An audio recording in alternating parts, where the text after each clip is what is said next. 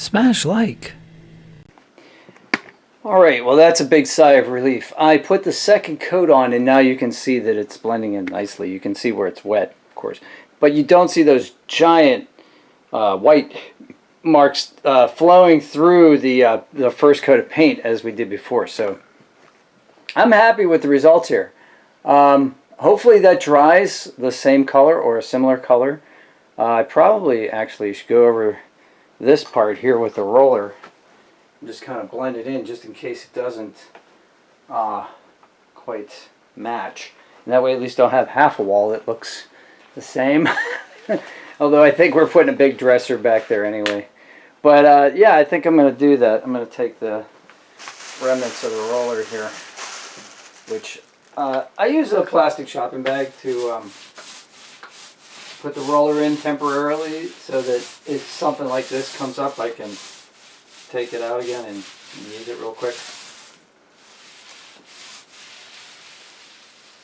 So that makes a nice line here. Kind of straighten that out a little bit, blend that in a little bit. Yeah, I think. I don't know, what do you guys think? Should I get on the ladder again? I don't want to get on the ladder again. Let's see. It'll be fine.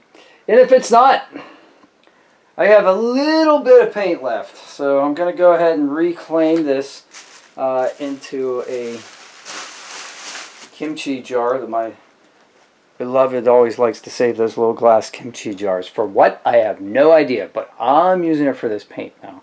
So anyway, have a great day. Smash like for me. Ask me questions. Give me tips. I'm learning. I'm not a contractor. I'm just some dude that's got an old house and is cheap and doesn't want to pay contractors for work that I can still physically do myself. And yeah, and maybe this helps somebody. If it does, smash like. Thanks. Have a great day. See if you can help somebody without getting caught. Smash like.